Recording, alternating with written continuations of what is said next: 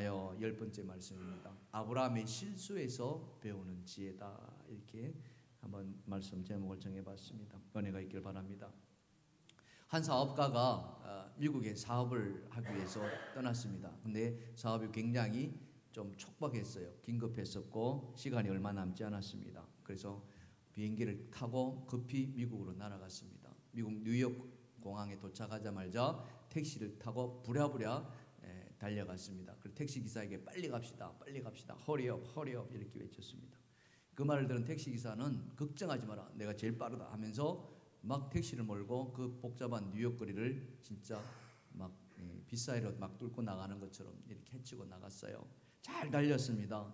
한참을 달렸는데 이 사업가가 보기에는 자기가 가고자 하는 방향이 아닌 거예요. 이상하다.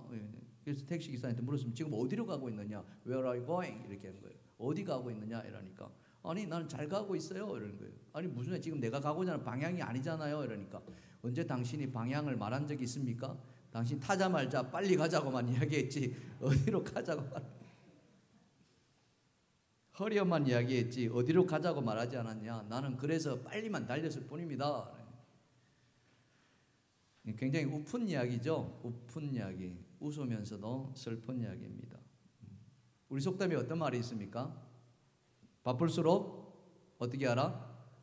돌아서 가라. 이렇게 그런 이야기 있죠. 지금 아브라함이 그런 위기에 처해 있습니다.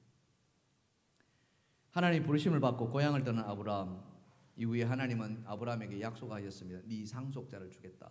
상속자. 하늘의 무별처럼 네 후손을 번성하게 해주겠다. 이렇게 약속했죠. 아브라함은 그 약속을 믿었습니다. 약속을 믿고 기다렸죠. 1년, 2년, 3년. 그런데 아들이 태어났어요? 안 태어난 거예요.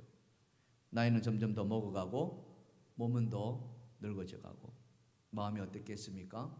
조급해진 거예요. 초조해지기 시작했습니다. 그러다가 그만 실수를 저지르고 만 거예요. 자, 아브라함 부부가 저지른 실수가 무엇이었을까? 이게 오늘 저와 여러분이 함께 은혜를 나누고자 합니다. 자, 첫 번째 아브라함이 저지른 실수 다 같이 읽어봅시다. 시작. 여종의 몸에서 아들을 얻으려 했다. 예, 바로 이겁니다. 아브라함이 하나님 말씀을 듣고 가나안 땅에 들어간 지가 벌써 꽤나 됐습니다. 오늘 말씀해 보니까 10년이 지났다 이렇게 이야기합니다. 여러분 본문 3절 끝부분에 보시면은 아브라함이 가나안 땅에 거주한 지 10년 후였다라고 기록되어 있죠. 그러니까 아브라함이 10년을 기다린 거예요. 아들을 얻기 위해서. 근데 아들을 얻었어요? 못 얻었어요? 못 얻었다는 거죠. 그러다 보니까 마음이 급해진 거예요. 그 급해지자마자 이 아브라함의 아내 사레가 이런 제안을 아브라함에게 하는 거예요. 자, 오늘 본문 2절입니다. 보시면은 이렇게 말하고 있지 않습니까?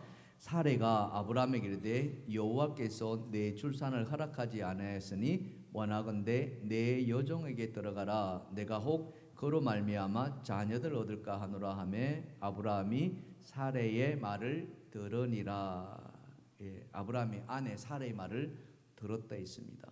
여기 보시면은 사레가 하나님이 여호와께서 내게 출산을 허락하지 않았다라고 고백하고 있습니다. 그러니까 이 사레의 마음에는 우리에게는 하나님이 안 주시려나 보다 이런 생각까지 하게 된 거예요.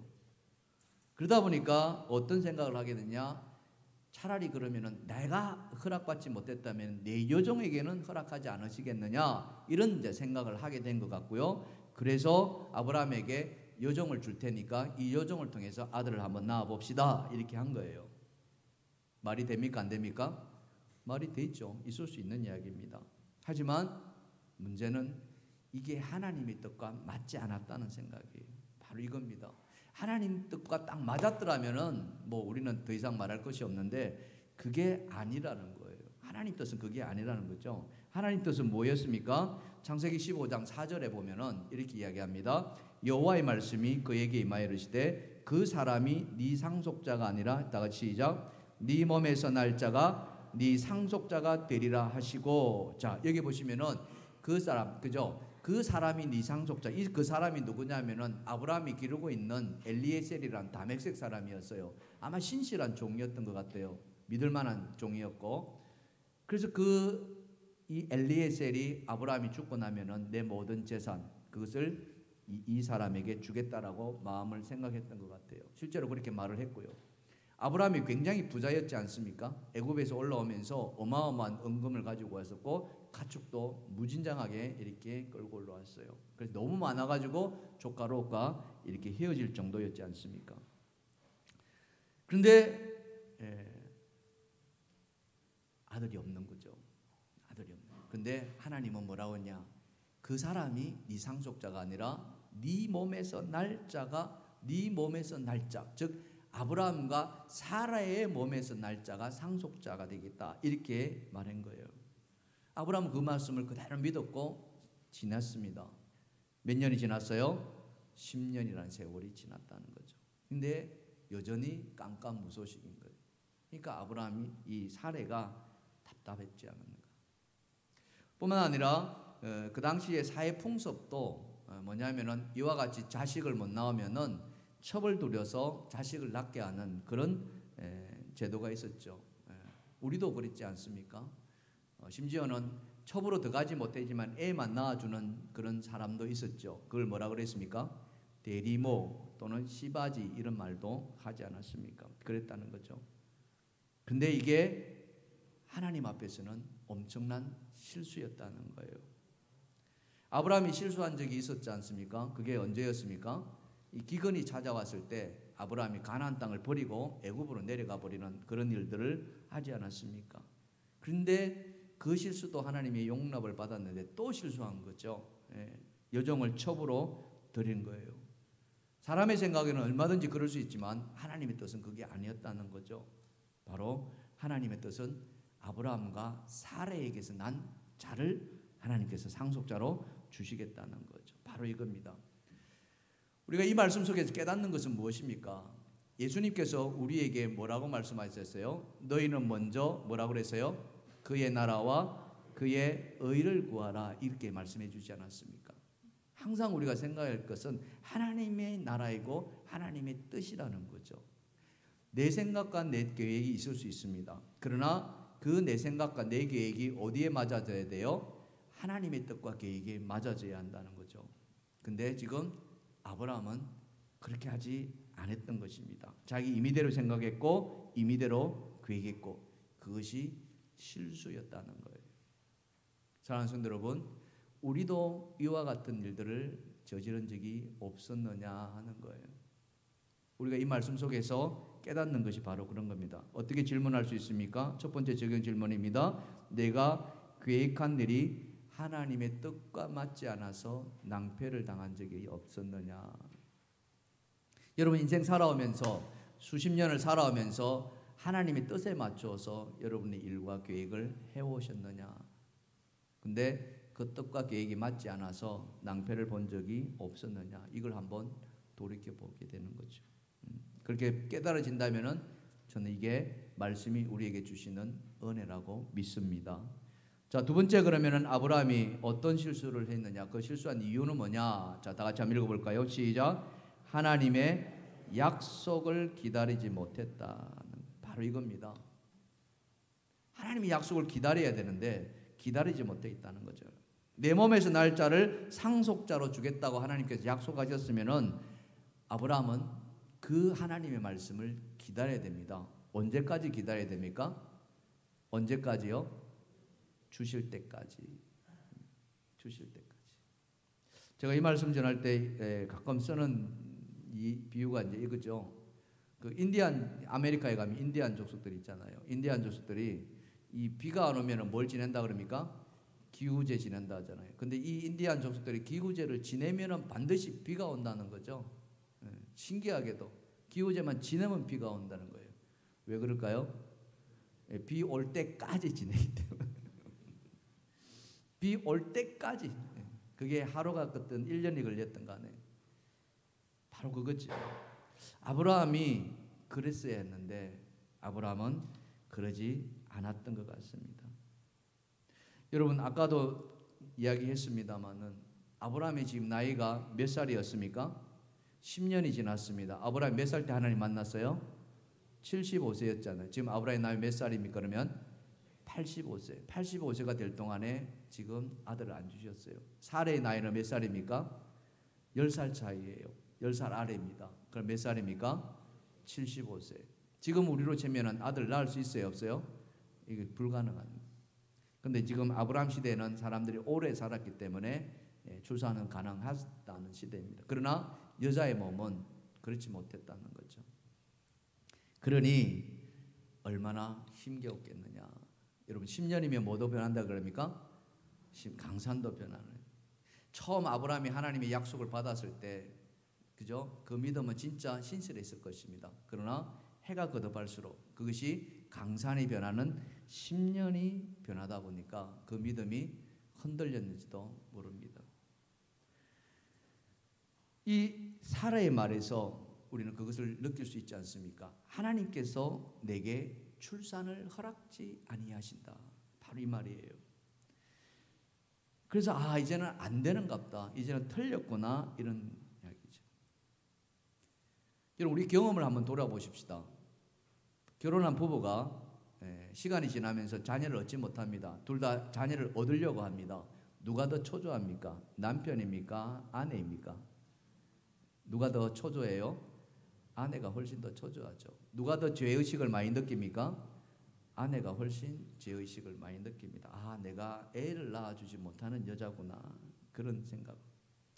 아브라함과 사레도 마찬가지였던 겁니다. 지금 여종을 남편에게 주겠다고 했던 안을 낸 사람이 누구였어요? 사레라는 거죠. 그걸 보면서 우리가 사레의 마음이 훨씬 더 초조했구나 하는 것을 우리는 느낄 수 있을 것 같습니다. 근데 문제는 뭐냐? 그렇게 하나님 뜻을 이루기 위해서 여종까지 주고자 했을 때 이 사레의 마음이 어땠느냐 하는 거죠. 하나님 뜻을 이루니까 감사했을까요? 아니면 주면서도 마음이 굉장히 하여튼 힘들었을까요? 여러분이 사레라면 어떨 것 같아요? 저는 아마 이 마음이 아닐까. 여러분 사진 하나 보실까요? 보이십니까? 저 오른쪽에 앉아 있는 아이, 그 아이가 바로 누구라고요? 그게 사라야 아닐까. 참 기가 막히죠. 이걸 어떤 마음이라 그럽니까? 하면서도 그 안에는 뭐가 생겨나요? 질투라는 게 있죠. 질투. 우리 교우들도 마찬가지죠. 우리 여신도님들이 어느 날 참 진짜 이쁜 옷을 입고 왔어요. 그러면 뭐라고 이야기합니까? 어머 이쁘다. 너무 잘 어울린다. 너무 잘 어울린다. 그 100%다 믿으면 돼요? 안 돼요? 속으로는 셈이나 죽겠는데 사람의 마음 아니겠습니까? 사례도 그런 마음을 갖고 있었는지도 모르겠습니다. 우리가 말씀을 묵상하다 보니까 그런 생각이 나서 여러분과 함께 공유를 했습니다만, 그런데 문제가 생겨나기 시작하는 거예요. 상황이 완전히 뒤바뀌어져요. 어떻게 뒤바뀌어졌느냐? 하갈이 이제는 안주인 노릇을 하려고 하기 시작했다는 거예요. 바로 이거예요. 그리고 오늘 본문 4절입니다. 4절 잘 봅시다. 시작. 아브라함이 하갈과 동침하였더니 하갈이 임신하매 그가 자기의 임신함을 알고 그의 여주인을 어떻게 했다고요? 멸시했다. 이게 아마 임신하기 전까지만 하더라도 이 하갈은 사레한테 네네네네 주인마님 하면서 여종이었으니까 굽신굽신 했을 거예요. 그런데 임신하자마자 태도가 확 달라진 거예요. 뭐라고 멸시했겠습니까? 멸시라는 것은 말로 멸시하는 거거든요. 뭐라고 했을까요? 이럴 때 애 낳은 여자가 애 안 낳는 여자를 보고 뭐라고 이야기합니까? 애도 못 낳는 주제에 뭐 이런 거죠. 완전 자존심을 다 뒤집어 놓는 거 아니겠습니까? 그런 말을 들은 여주인이 종으로부터 그런 말을 들었을 때 참아낼 수 있을까? 여러분 같으면 참아냈을까요? 싸움이 날 수밖에 없지 않겠습니까? 그죠? 그거예요. 실제로 오늘 본문에 보면은 그렇게 이야기를 하고 있어요. 오늘 본문 5절입니다. 5절 말씀 보세요. 사레가 아브라함에게 이르되 내가 받는 모욕은 당신이 받아야 옳도다. 야, 이 말을 해요. 지금 하갈한테 모욕을 받는데요. 이 받는 모욕을 아브라함 당신이 받아야 한다. 악담을 하는 거죠. 내가 나의 여종을 당신 품에 두었거늘 그가 자기 임신함을 알고 나를 멸시하니 당신과 나 사이에 뭐하겠다? 여호와께서 판단하시기를 원하노라. 예, 여호와께서 판단한다. 하나님께서 옳고 그름을 내가 묻겠다라고 얘기하는 거죠. 그러니까 지금 이 상태에서 사레의 마음은 아브라함에 대해서 뭐가 가득 차 있어요? 증오심이라고 하는 거예요. 이게 분노라고 이야기를 합니다. 바로 이거예요. 이게 바로 지금 이 임신 사건으로 말미암아, 아니 아브라함이 저지른 실수로 말미암아 이 가정에 찾아온 위기라는 거죠. 남편과 아내 사이에 엄청난 갈등이 양산되고 있다는 거죠. 지금 아브라함의 가정이 생겨난 이 불화, 이 갈등, 이게 뭐 때문에 그렇습니까? 그 원인이 뭐겠습니까? 사례가 갑자기 태도가 달라져서 그렇습니까? 둘 사이의 사이가 그렇게 나빠졌나요? 그렇지 않았습니다. 둘 사이에 자녀는 없었지만은 둘은 알콩달콩 지금까지 잘 살아왔습니다. 근데 지금 이 여종이 임신함으로 말미암아 지금 엄청난 부부간의 위기가 찾아온 거죠. 우리 뭐 흔히 하는 말로 사단이 난 거죠. 그 시작이 뭐였습니까? 그 시작은 바로 하나님의 약속을 기다리지 않았다는 사실. 바로 이겁니다. 기다려서 했는데 기다리지 않았다는 거죠. 여러분, 하나님의 때는 우리가 알 수 있습니까? 없습니까? 때와 시기는 우리는 알 수가 없어요. 우리가 때를 이야기할 때 일반적인 우리가 시간을 이야기하는 크로노스가 있고요. 하나님의 때를 말하는 카이로스가 있습니다. 그 카이로스, 그것은 하나님이 정하시는 거예요. 우리가 이 세상이 말세를 향해서 가고 있다. 반드시 주님은 오심을 믿습니다. 믿으십니까? 여러분 안에 그런 믿음이 있습니까? 근데 그 마지막 때는 알 수가 있어요? 없어요? 알 수가 없다는 거죠. 주님도 그렇게 말씀하지 않았습니까? 마태복음 24장 36절입니다. 다 같이 시작. 그러나 그날과 그때는 아무도 모르나니 하늘의 천사들도 아들도 모르고 오직 아버지만 아시느라. 아버지, 그날과 그때, 하나님이 약속하신 그때, 그것은 아버지의 주권에 있다는 거죠. 그래서 아버지의 권한에 있기 때문에 우리는 그 아버지가 하실 때까지 기다리는 거예요. 아무도 모르는 거예요. 하나님께서 상속자를 주시겠다고 한다면은 그 상속자를 주시고 안 주시고는 아버지의 마음이라는 거예요. 언제 주시겠느냐? 역시 마찬가지 아버지의 마음이라는 거예요. 우리가 하나님을 향해서 이렇게 고백하지 않습니까? 기도할 때 여러분 어떻게 기도합니까? 나의 생사화복을 주관하시는 분이시라고 고백하죠. 그렇게 하십니까?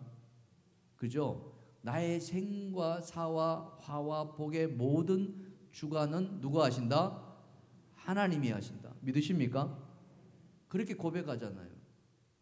기도는 그렇게 하는데 실제 현장에서 그러면은 실제 삶에서 내 모든 문제의 주관자가 하나님이심을 고백하느냐?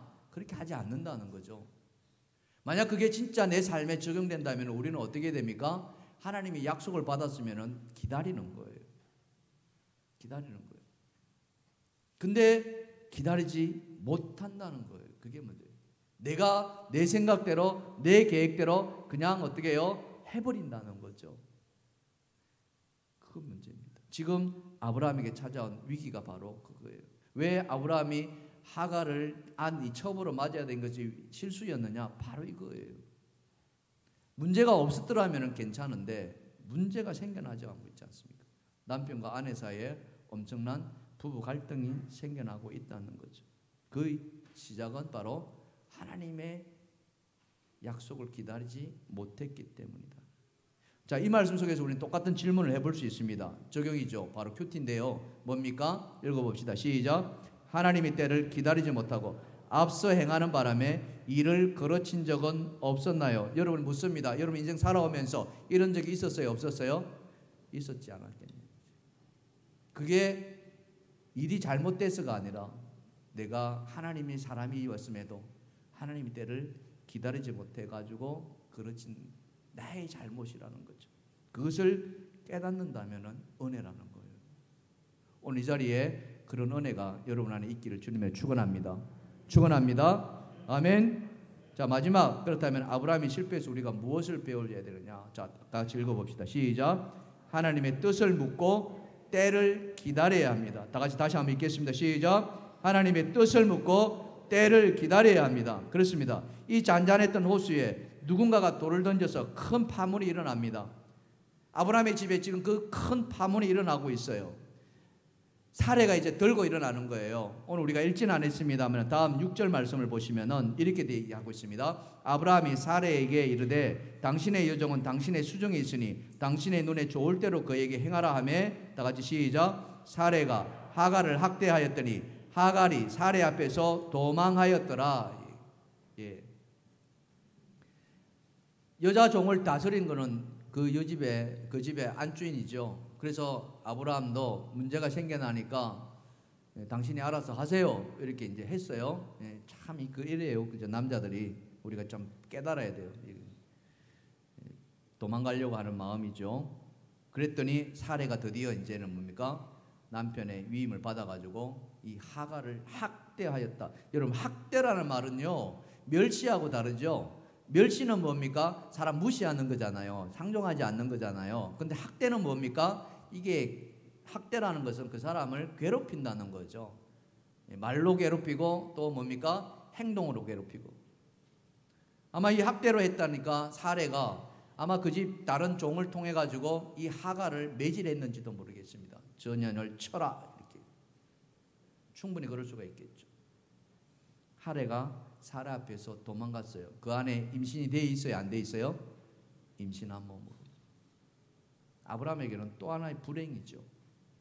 수십 년을 아들을 기다려왔는데 자식을 기다렸는데 마침내 자식이 생겨났습니다. 비록 사례의 몸이 아니라 하갈의 몸이었지만 아브라함도 아마 그 순간에는 기뻤는지도 모르겠습니다. 그런데 그 하갈이 어떻게 돼버렸어요?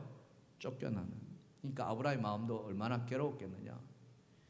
쉬운 일이 아닙니다. 여러분 정말 힘들죠. 이 사건을 우리가 아브라함 입장에서 잘 한번 우리가 살펴보십시다. 우리가 말씀을 묵상한다는 게 바로 이런 건데요. 하나님이 누구를 찾아왔습니까? 아브라함입니까? 사레입니까? 아브라함을 찾아왔었잖아요. 그죠? 아브라함과 약속하셨습니다. 아들을 주겠다. 그 다음 땅을 주겠다. 누구한테 했어요?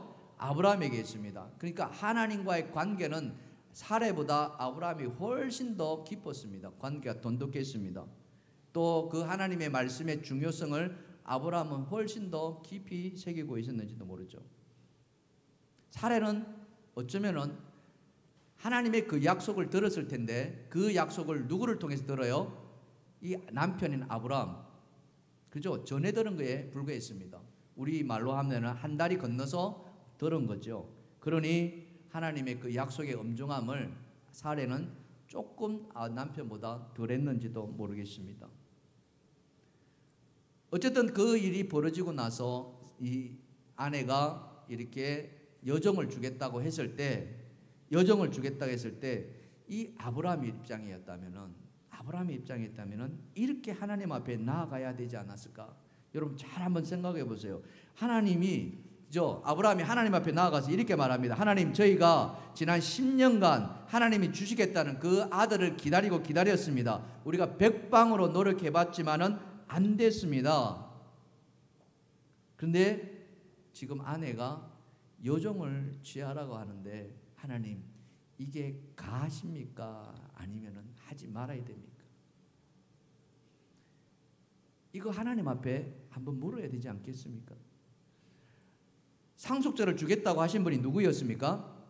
하나님이시잖아요.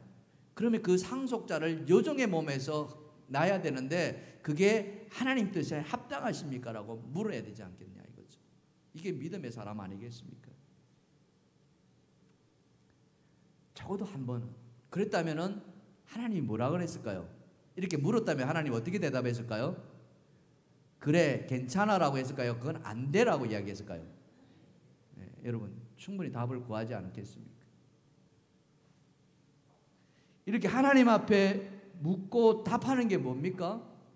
그게 바로 큐티 아닙니까? 큐티가 다른 게 아니에요. 우리 나이 드신 분들은 큐티가 어렵다라고 이렇게 생각하는데 그렇지 않습니다. 큐티는요, 이처럼 그냥 하나님 앞에 묻는 거예요. 그 말씀을 받았을 때 이게 하나님, 이게 어찌 된 것입니까? 이걸 내가 어떻게 해야 됩니까? 이게 하나님 앞에 묻는 거죠. 그리고 뭡니까? 그 물음 앞에 하나님이 답을 구하는 거예요. 내 생각이 아니라. 하나님이 구약시대처럼 음성으로 들려주지는 않으세요. 예수님이 세례받고 올라왔을 때 하나님에서 어떤 소리가 들렸습니까? 이는 내 사랑하는 자요 내 기뻐하는 아들이라고 말씀하지 않았습니까? 그렇게 하나님이 지금은 음성으로 들려주시는 시대가 아니에요. 왜 그렇습니까? 지금은 성령 시대거든요. 이미 하나님 우리 안에 들어와 계신단 말이죠. 성령이 우리 안에서 우리의 마음을 움직이시는 거예요. 믿으시면 아멘 합시다. 그러면 우리가 말씀을 가지고 이 말씀을 하나님 앞에 기도로 나아가는 겁니다. 하나님, 이게 가능 이야기입니까? 하나님 우리에게 자유의지라는 걸 주셨습니다. 무엇을 선택하든지 우리가 자유롭게 할 수 있게끔 하셨어요. 그러나 우리가 진정 우리의 인생이, 나의 인생이 하나님이심을 주인으로 고백할 수 있다면 우리는 내 생각을 하나님의 생각과 일치하는지 여부를 묻을 수 있어야 되지 않을까. 그게 하나님을 섬기는 자의 모습 아니겠습니까? 오늘 오후에 우리 구역장 이제 1일 수요일을 합니다. 지난 코로나로 인해서 구역 예배가 다 수도돼 있고 구역 자체가 관리가 되지 않았고 그래서 많이 힘들어합니다. 그래서 이제 어느 정도 회복되는 단계에서 구역을 다시 편성을 하고 이렇게 나가기 위해서 먼저 구역장님들 모아놓고 이 구역의 방향성을 갖다가 함께 나누는 그런 시간을 가지려고 합니다. 어쨌든 구역장님이 좀 세워져야 되니까 잘 하시는 분도 계시지만 때로는 힘겨운 분들도 계세요. 그래서 부탁을 드렸죠. 좀 이렇게 저를 좀 도와서 좀 해주십시오. 참 너무 감사하게도 힘드는 속에서도 목사님 뜻이 그러시다면은 그렇게 하겠습니다. 너무 감사하죠. 자기의 생각, 자기의 계획 다 있습니다. 그럼에도 저같이 부족한 자를 목사님께서 이렇게 하시겠다니 제가 순종하겠습니다. 너무너무 감사하죠. 그러나 다 그렇느냐 하면은 다 그랬다면 얼마나 좋겠습니까? 여전히 아직도 제 마음에는 힘겨운 부분들이 있는 거죠. 정말 이 말씀을 들으신 혹시 이 자리에 그런 분이 계신다면은 오늘 구역장 1일 수련회 때 같이 좀 참여해 주십시오. 그리고 같이 좀 머리를 맞대고 고민도 하고 그렇게 좀 한번 가보면 어떨까? 우리에게 필요한 것은요, 하나님은 우리에게 믿음을 보시고자 하고 그 믿음은 다른 것이 아닙니다. 하나님의 말씀 앞에 순종하는 것. 근데 그 순종이 안 돼가지고 인생이 허망하게 무너진 예들이 한두 명이 아니라는 거예요. 성경에 보면은 그런 예들이 부지기수로 나옵니다. 가장 대표적인 사람들 예가 누구냐면은 바로 처음 이스라엘의 왕으로 삼았던 사울왕이 그랬지 않습니까? 이 사울왕을 처음 택했을 때에 사사시대가 끝내고 하나님께서 이 사람을 그러면은 기름 부어라 했을 때 그 사울 그는요 하나님 보시기에 아주 흡족한 사람이었어요. 그의 집안은 사실 별 볼 일 없었습니다. 가장 작은 베냐민 지파 소속이기 때문에 크지도 않았고 사람 수도 작았고 미약한 지파였어요. 그런데 그 속에서 이 사울을 하나님께 택하신 거죠. 이건 하나님의 뜻이었습니다. 가장 연약한 자 중에서 들어서셔서 강한 자를 부끄럽게 하시는 것이 하나님의 뜻이기 때문에. 그렇게 사울을 택했을 때 사울은 키도 컸고요, 잘생겼다 했습니다. 준수하다 했습니다. 사람들보다 어깨만큼 더 높다 이렇게. 그리고 잘 해나갔습니다. 그런데 어느 순간에 그에게 악령이 찾아 들어오기 시작합니다. 그리고 하나님 말씀에 불순종하기 시작합니다. 제일 크게 불순종했던 게 뭐냐면은 아말렉과의 싸움이었습니다. 하나님께서 아말렉을 치고 다 진멸해라, 씨를 말려버리라 이렇게 명했습니다. 사람에서부터 시작해서 짐승에 이르기까지 하나도 남기지 마라. 그 말을 들었을 때 사울은 순종하며 나아갔습니다. 그리고 아말렉을 쳤어요. 이겼어요? 졌어요? 이겼습니다. 다 죽였어요. 근데 누구를 살립니까? 아말렉 왕 아각 왕을 살려둡니다. 포로로 끌려 잡아오죠. 뿐만 아니라 짐승을 다 죽이려 했는데 다 죽였어요. 근데 남겨뒀어요. 어떤 거요? 자기 눈에 보기에 좋은 것, 살찐 것, 아름다운 것, 그리고 그 짐승을 데리고 옵니다. 금이환영하는 거죠. 사람들은 환호했을 것입니다. 특히 적의 왕을 포로로 잡아오니 사울 왕은 아마 높아졌는지도 모르겠어요. 그걸 노리고서 사울이 했는지도 모르겠습니다. 근데 사무엘 선지자의 눈에는 아니었거든요. 뭐라고 이야기하느냐? 이 짐승의 소리가 무슨 소리냐라고 이야기해요. 그러니까 이 사울이 뭐라고 이야기했냐면은 백성이 여호와께 제사를 드리려고 양과 소를 끌고 왔나이다. 이렇게 둘러댑니다. 하나님 앞에 제사, 이 좋은 것 가지고 제사 지내라. 언뜻 들으면은 야, 이 사울이 참 하나님을 잘 섬기겠다 이렇게 생각할 수 있었어요. 그런데 사무엘의 입에서 뭐가 나왔습니까? 사무엘의 입에서 순종이 뭐보다 낫다? 제사보다 낫다. 듣는 것이 순양의 기름보다 낫다. 그러면서 이 사울 왕을 하나님이 버리셨다 이렇게 나와요. 실제로 이 사울 왕이 말로가 비참하게 끝나지 않습니까? 그거예요. 우리는 이 성경을 통해서 이와 같은 것들을 보게 되는 거예요. 내 생각과 내 계획이 있을 수 있습니다. 그렇게 할 수 있어야 돼요. 중요한 것은 뭡니까? 그 생각과 계획이 뭐와 같아야 된다? 하나님의 생각과 계획이 일치되어야 한다는 사실. 이게 너무 중요하다는 거예요. 그런데 그렇지 않는다는 거죠. 사울 왕이 왜 적의 왕을 사로잡아 왔겠습니까? 왜 짐승을 잡아왔겠습니까? 그게 다 욕심이라는 거예요. 욕심. 왜 우리가 하나님의 뜻을 기다리지 못하고 왜 하나님의 뜻을 묻지 못하는 이유가 뭐냐? 급하거든요. 빨리 이루고자 하는 마음이 있어서. 그게 다 어디서 출발합니까? 욕심에서 출발한다는 거죠. 그래서 성경은 뭐라고 이야기합니까? 여러분들 잘 아시는 말씀. 욕심이 잉태한 즉 죄를 낳고 죄가 장성한 즉 사망을 낳는다. 패망한다. 이렇게. 사랑하는 성도 여러분, 오늘 아브라함의 이 실수에서 우리가 배울 수 있는 교훈은 무엇이겠습니까? 그것은 다른 것이 아니에요. 첫째는 뭐냐?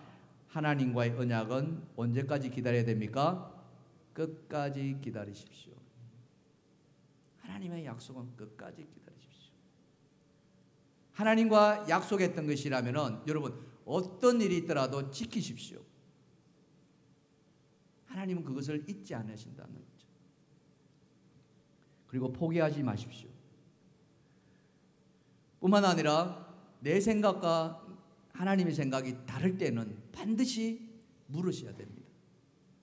내 마음이 급해가지고 그것대로 하다가는 낭패를 보게 돼 있다는 거죠. 그래서 반드시 하나님의 뜻을 묻고 뿐만 아니라 하나님의 답을 구하십시오. 그게 바로 큐티하는 겁니다. 말씀을 묵상할 때 묵상은 다른 것이 아니라 질문하는 것이고 그리고 그 질문한 것에 대해서 응답을 기다리는 거예요. 우리가 하나님의 자녀로 바르게 살아가려면 반드시 이 과정을 거쳐야만 합니다. 하나님의 뜻대로 순종하는 삶. 그죠? 나에게 어떤 큰 사명을, 이 나라를 구하고 이 민족을 구하는 그런 사명은 아니라고 할 수 있습니다. 아주 작은 사명. 이 교회 안에서 아주 작은 직분. 그걸 우리에게 하나님이 이 종을 통해서 이거 같이 좀 해보자라고 이렇게 권면받는 거죠. 하자고 그렇게.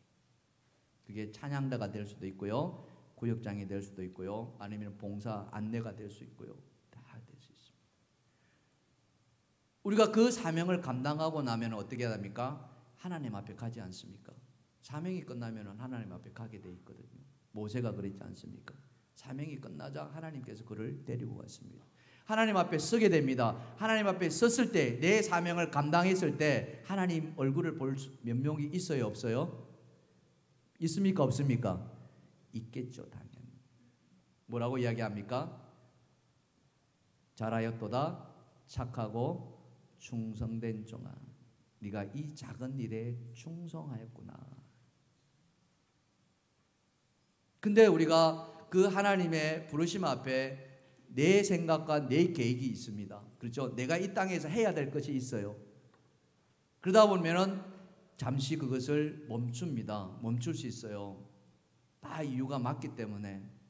그런데 우리가 어느 날 하나님 앞에 섰을 때, 그죠? 우리 하나님 얼굴 볼 면목이 없을 수 있지 않겠습니까?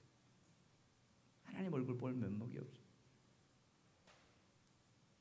바로 그걸 우리가 한번 우리는 하나님 나라를 꿈꾸는 사람들입니다.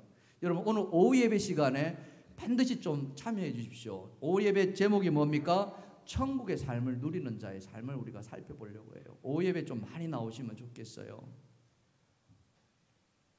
우리는 이 땅에서 천국의 삶을 살아가야 되거든요. 그 천국의 삶은 다른 것이 아니라 하나님은 반드시 우리가 이 땅을 보냈을 때 하나님의 뜻과 하나님의 계획을 우리 안에 심어주셨어요. 목적이 있는 삶이라는 거죠. 목적 없는 삶은 한 사람도 없습니다. 여러분 스스로 한번 보십시오. 내가 목적이 있는 삶이 되기를 원하십니까? 아니 목적 없는 삶이 되기를 원하십니까? 단 한 사람도 목적 없는 삶이 없습니다. 단지 그 목적을 깨닫지 못하기 때문에, 발견해내려고 하지 않는. 왜? 아까 말씀드렸잖아요. 내 욕심이 많다는 거죠. 내 욕심 때문에. 예수님이 그러셨습니다. 예수님은 철저하게 자기를 하나님 뜻에 순복하셨어요. 마지막 여러분 지금 이 사순절을 보내고 있지 않습니까? 이 사순절이 무엇입니까? 하나님께서 예수님에게 이 땅에 보내신 마지막 목적을 이루시는 길이 바로 이 사순절이에요. 그리고 그 골고다 언덕에 십자가를 지고 올라가시는 거고, 그 골고다 언덕에서 십자가에 못 박히시는 거예요. 왜요? 우리의 모든 죄를 대속하기 위한 대속물이 되셔야 하기 때문에. 그게 이 사순절 기간에 우리가 묵상해야 될 내용입니다. 그런데 예수님도 인간이셨다는 거죠. 말이 십자가지. 여러분 한번 생각해 보세요. 이 손가락 밑에 여러분 가시 하나 박히면 어떻습니까? 얼마나 아파가지고 그걸 빼내려고 하십니까? 근데 그 큰 대못을 이 양팔과 양발에 못을 박아, 이거는 우리가 상상도 하지 못할 일. 그러니 그 일을 앞두고 주님이 어떻게 하나님 앞에 기도합니까? 여러분 마가복음 14장 36절 이 기도 아닙니까? 겟세마네 기도. 다 같이 시작. 아빠, 아버지여, 아버지께서는 모든 것이 가능하오니 이 잔을 내게서 옮기시옵소서. 이게 가장 인간적인 모습이에요. 저 이 잔 안 받고 싶어요. 저 이 십자가 안 지고 싶어요. 이 자리에 계신 우리 모두가 그런 거 아니겠습니까? 그게 인간의 모습이에요. 이게 내 뜻이고 내 생각이고 내 계획이죠. 하지만 예수님은 바로 이어서 자기의 뜻을 내려놓죠. 어떻게 내려놓습니까? 바로 14장 36절 하반절에 이렇게 말씀합니다. 시작. 그러나 나의 원대로 마시옵고 아버지의 원대로 하옵소서. 예, 바로 이거예요. 내 원, 내 생각, 내 뜻이 아니라 아버지의 원, 아버지의 생각, 아버지의 뜻. 바로 이거예요. 이걸 이루기 위해. 사순절의 의미가 바로 이거 아니겠습니까? 그래야 우리는 하나님 앞에 가서 섰을 때에 면목이 있다는 거죠. 오늘 저는 여러분에게 이렇게 권면합니다. 여러분 한번 잘 마음에 새겨 보셨으면 좋겠습니다. 하나님 앞에 볼 면목 있는 삶을 살아가십시다. 이 땅 사시는데 믿으시면 아멘 합시다. 하나님 앞에 볼 면목 있게 한번 살아가 보자는 거죠. 내가 하나님을 믿는 자라고 한다면, 하나님 나에게 은혜를 베푸신 자라 한다면 하나님 앞에 볼 면목 있는 삶. 그래서 마지막 질문 한번 살펴봅시다. 적용합니다. 마지막 질문 시작. 나를 향하신 아버지의 뜻은 무엇일까요?